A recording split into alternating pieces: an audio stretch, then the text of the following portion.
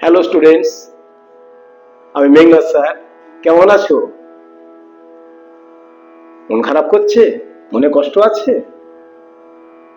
ওই যে কবি রবীন্দ্রনাথ ঠাকুরের ভাষায়, মনের আজ কহরে ভালো মন্দ যাহাই আসুক সত্যের লহ সহজে। জীবনে যা কিছু আসবে, যতই কঠিন হোক না কেন, সেটা সত্য। সেই সত্যকে তুমি গ্রহণ করবে, কারণ সত্য কখনো করে না বঞ্চনা।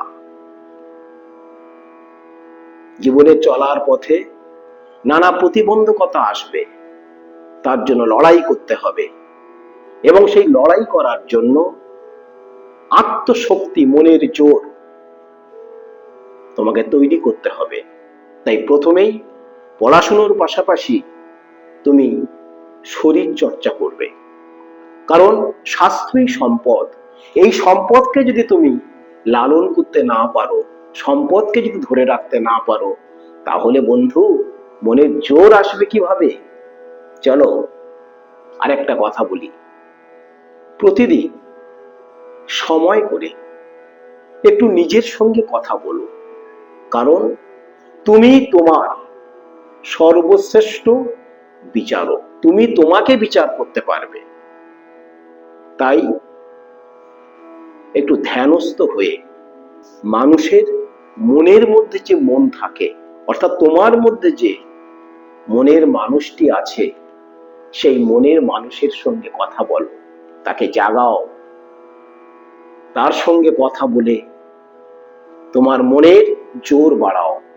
আর এই আত্মশক্তি বৃদ্ধির ফলে তুমি দেখবে কোনো বাধাই তোমার কাছে আর কঠিন বলে মনে হবে না। কোনো দুঃখ যন্ত্রণা আসবে, কিন্তু সেটা তুমি হালকা করে উড়িয়ে দিতে পারবে। এই মানসিক জোর তোমার আসবে। ধ্যানের মুহূর্তে চোখ বন্ধ করে দুহাত পাশে ফেলে তুমি কবি রবীন্দ্রনাথের কথা কয়েকটি বলবে। বিপদে মোরে রক্ষা করো, এ নহে মোর প্রার্থনা, বিপদে আমি না যেন করি ভয়, দুঃখ তাপে ব্যথিত চিতে নাই বা দিলে সান্ত্বনা, দুঃখে যেন করিতে পারি জয়।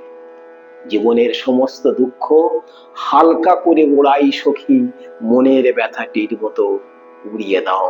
তাহলে দেখবে অনন্ত আনন্দ তোমার জন্য অপেক্ষা করছে।